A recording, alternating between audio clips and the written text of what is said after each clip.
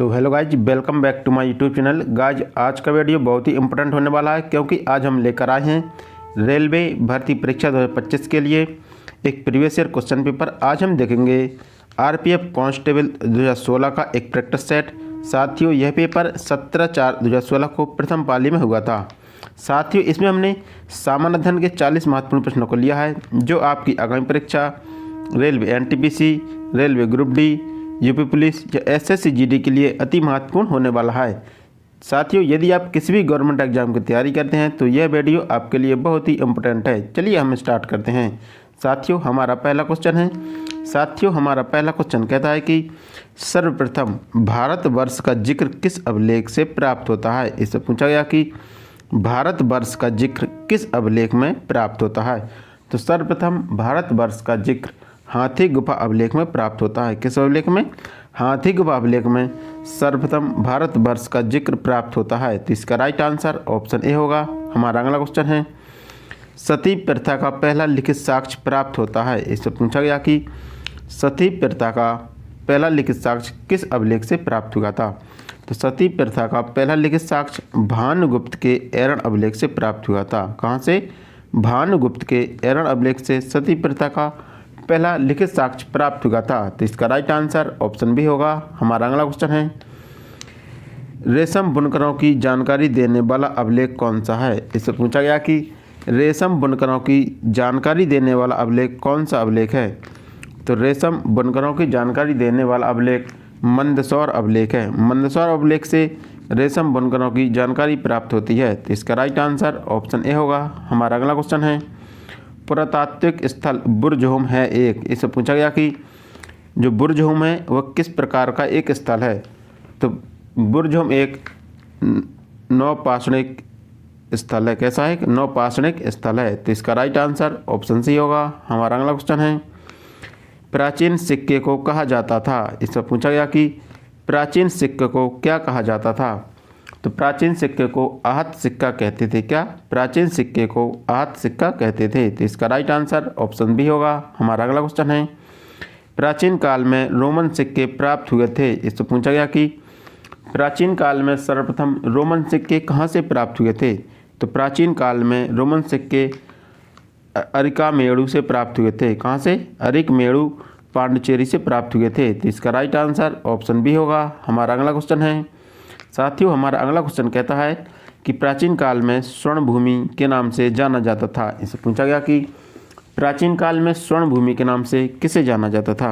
तो प्राचीन काल में स्वर्ण भूमि के नाम से म्यांमार को जाना जाता था। तो इसका राइट आंसर ऑप्शन सी होगा। हमारा अगला क्वेश्चन है निम्नलिखित में से कौन सा अभिलेख पुलकेशिन द्वितीय से संबंधित है। इससे पूछा गया कि कौन सा अभिलेख है जो पुलकेशिन द्वितीय से संबंधित है।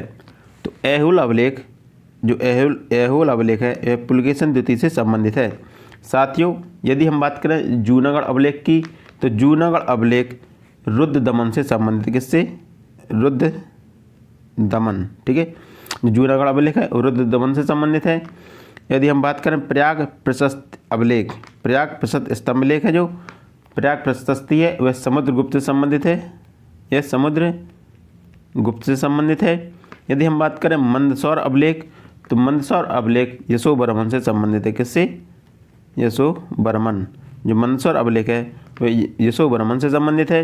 और प्रयाग प्रशस्ति लेख है वह समुद्रगुप्त से संबंधित है। जूनागढ़ अभिलेख रुद्रदमन से संबंधित है। और ऐहोल अभिलेख यह पुलकेशिन द्वितीय से संबंधित है। तो इसका राइट आंसर ऑप्शन ए होगा। हमारा अगला क्वेश्चन है अभिलेखों का अध्ययन को कहते हैं। इससे पूछा गया कि अभिलेखों के अध्ययन को क्या कहते हैं।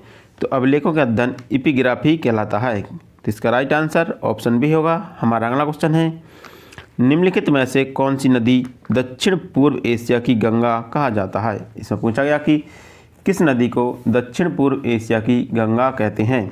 तो मेकांग नदी को दक्षिण पूर्व एशिया की गंगा कहते हैं। साथियों मेकांग नदी दक्षिण पूर्व एशिया की सबसे लंबी नदी है, इसलिए इसे दक्षिण पूर्व एशिया की गंगा कहते हैं। साथियों ये मेकांग नदी म्यांमार, लाओस, थाईलैंड, कंबोडिया और वियतनाम में होकर प्रवाहित होती है। हमारा अगला क्वेश्चन है चंद्रगुप्त मौर्य के दरबार में आने वाला ग्रीस के राजदूत कौन था। इस पूछा गया कि चंद्रगुप्त मौर्य के दरबार में आने वाला ग्रीस का राजदूत कौन था? तो चंद्रगुप्त मौर्य के दरबार में आने वाला ग्रीस का राजदूत मेगास्थनीज था। कौन था? मेगास्थनीज चंद्रगुप्त मौर्य के दरबार में आने वाला ग्रीस के राजदूत थे। तो इसका राइट आंसर ऑप्शन बी होगा। हमारा अगला क्वेश्चन है साथियों, हमारा अगला क्वेश्चन कहता है कि वह कौन सा गुप्त शासक था जिसने विक्रमादित्य की उपाधि धारण की थी? इससे पूछा गया कि वह कौन सा गुप्त शासक था जिसने विक्रमादित्य की उपाधि धारण की थी? तो चंद्रगुप्त द्वितीय ने विक्रमादित्य की उपाधि धारण की थी। किसने? चंद्रगुप्त द्वितीय ने विक्रमादित्य की उपाधि धारण की थी। साथियों, चंद्रगुप्त द्वितीय के काल को गुप्त काल का स्वर्ण युग कहते हैं। किसको? चंद्रगुप्त द्वितीय के काल को गुप्त काल का स्वर्ण युग कहते हैं। तो इसका राइट आंसर ऑप्शन बी होगा। हमारा अगला क्वेश्चन है किस काल को दक्षिण भारतीय कला का स्वर्ण युग कहा जाता है? इससे पूछा गया कि किस काल को दक्षिण भारतीय कला का स्वर्ण युग कहते हैं? तो चोल काल को दक्षिण भारतीय कला का स्वर्ण युग कहते हैं। किसको? चोल काल को दक्षिण भारतीय कला का स्वर्ण युग कहते हैं। तो इसका राइट आंसर ऑप्शन बी होगा। हमारा अगला क्वेश्चन है समाचार पत्र स्वतंत्र समाचार पत्र के संपादक निम्न में से कौन थे? इससे पूछा गया कि स्वतंत्र समाचार पत्र के संपादक कौन थे? तो स्वतंत्र समाचार पत्र के संपादक मोतीलाल नेहरू थे। तो इसका राइट आंसर ऑप्शन ए होगा। साथियों, मोतीलाल नेहरू ने स्वतंत्र समाचार पत्र का संपादन 1919 ईस्वी में किया था। कब किया था? 1919 ईस्वी में स्वतंत्र समाचार पत्र का संपादन मोतीलाल नेहरू के द्वारा किया गया था। तो इसका राइट आंसर ऑप्शन ए होगा। हमारा अगला क्वेश्चन है ट्रांसफार्म की खोज निम्न में से किस वैज्ञानिक ने की थी? इससे पूछा गया कि ट्रांसफार्म की खोज किस वैज्ञानिक के द्वारा की गई थी? ट्रांसफार्म की खोज माइकल फैराडे के द्वारा 1831 ईस्वी में की गई थी। कब की गई थी? 1831 में माइकल फैराडे के द्वारा ट्रांसफार्म की खोज की गई थी। तो इसका राइट आंसर ऑप्शन बी होगा। हमारा अगला क्वेश्चन है राष्ट्रीय ग्रामीण रोजगार गारंटी अधिनियम नरेगा। ठीक है, राष्ट्रीय ग्रामीण रोजगार गारंटी अधिनियम जिसे हम नरेगा के नाम से जानते हैं, निम्न में से क्या नहीं करता है? जो नरेगा है वह क्या नहीं करता है? तो राष्ट्रीय ग्रामीण रोजगार गारंटी अधिनियम के तहत प्रत्येक ग्रामीण परिवार के हर व्यक्ति को एक वर्ष में 100 दिन का रोजगार गारंटी नहीं देता। ठीक है ना, ये हर व्यक्ति को नहीं देता, मतलब एक व्यक्ति को देता है, ना कि ये हर व्यक्ति को। ठीक है, तो इसका ऑप्शन ए सी गलत होगा। बाकी यह मजदूरी रोजगार गारंटी देता है, समावेशी समष्टि प्रोत्साहन देता है और ग्रामीण परिवार की जीविका उपार्जन की सुरक्षा में वृद्धि करता है। ये तीन ऑप्शन सही है, लेकिन प्रत्येक ग्रामीण परिवार को हर व्यक्ति को एक वर्ष में 100 दिन का रोजगार गारंटी देता है, ये काम नहीं करता है। ठीक है, यह प्रत्येक परिवार के एक सदस्य को 100 दिन का काम देता है, ना कि वह हर व्यक्ति को। ठीक है, हमारा अगला क्वेश्चन है भीमबेटका भारत के किस राज्य में स्थित एक पुरापाषाण गुफा आवास है? इससे पूछा गया कि भीमबेटका भारत के किस राज्य में स्थित एक पुरापाषाण गुफा आवास है? तो भीमबेटका मध्य प्रदेश के रायसेन जिले में स्थित है। कहाँ पर? मध्य प्रदेश के रायसेन जिले में स्थित है। तो इसका राइट आंसर ऑप्शन सी होगा। साथियों, भीमबेटका गुफा की खोज 1957 से 1958 ईस्वी में विष्णु श्रीधर वाकाड़कर ने की थी। किसने? विष्णु श्रीधर वाकाड़कर ने की थी। हमारा अगला क्वेश्चन है भारत में राष्ट्रगान को संविधान सभा द्वारा कब ग्रहण किया गया? इससे पूछा गया कि भारत में राष्ट्रगान को संविधान सभा के द्वारा कब ग्रहण किया गया था? साथियों, राष्ट्रगान के रचयिता रविन्द्रनाथ टैगोर थे। ठीक है, जो राष्ट्रगान है वह रविन्द्रनाथ टैगोर के द्वारा लिखा गया था। किसके द्वारा? रविन्द्रनाथ टैगोर के द्वारा राष्ट्रगान को लिखा गया था और इसको 24 जनवरी 1950 ईस्वी को संविधान सभा के द्वारा ग्रहण किया गया था। तो इसका राइट आंसर ऑप्शन सी होगा। हमारा अगला क्वेश्चन है प्रसिद्ध चित्र बनीठनी किस शैली का है? इससे पूछा गया कि प्रसिद्ध चित्र बनीठनी किस शैली का है? तो प्रसिद्ध चित्र बनीठनी है जो किशनगढ़ शैली से संबंधित है। तो इसका राइट आंसर ऑप्शन सी होगा। हमारा अगला क्वेश्चन है शिव की दक्षिणामूर्ति प्रतिमा उन्हें किस रूप में प्रदर्शित करती है? तो शिव की दक्षिणामूर्ति प्रतिमा उन्हें किस रूप में प्रदर्शित करती है? तो शिव की दक्षिणामूर्ति प्रतिमा उन्हें किस रूप में प्रदर्शित करती है? तो उन्हें शिक्षक के रूप में प्रदर्शित करती है। जो शिव की दक्षिणामूर्ति प्रतिमा है उन्हें शिक्षक के रूप में प्रदर्शित करती है। तो इसका राइट आंसर ऑप्शन बी होगा। हमारा अगला क्वेश्चन है, महात्मा गांधी ने सत्याग्रह की कला को अभ्यास के रूप में कहाँ सीखा था? इससे पूछा गया कि महात्मा गांधी ने सत्याग्रह की कला को अभ्यास के रूप में कहाँ पर सीखा था या इसका प्रयोग कहाँ पर किया था? तो महात्मा गांधी ने सत्याग्रह की कला का पहली बार प्रयोग दक्षिण अफ्रीका में किया था। कहाँ पर किया था? दक्षिण अफ्रीका में किया था। साथियों, महात्मा गांधी ने भारत में सबसे पहले सत्याग्रह का प्रयोग चंपारण में 1917 ईस्वी में किया था। ठीक है, महात्मा गांधी ने सबसे पहले सत्याग्रह का प्रयोग दक्षिण अफ्रीका में किया था और भारत में सबसे पहले सत्याग्रह का प्रयोग 1917 ईस्वी में चंपारण बिहार में किया था। इस प्रकार इसका राइट आंसर ऑप्शन ए होगा, दक्षिण अफ्रीका। हमारा अगला क्वेश्चन है, भारत में सर्वाधिक उपजाऊ मिट्टी निम्न में से कौन सी है? भारत में सर्वाधिक उपजाऊ मिट्टी निम्न में से कौन सी है? तो जलोढ़ मिट्टी है जो भारत में सर्वाधिक उपजाऊ मिट्टी है।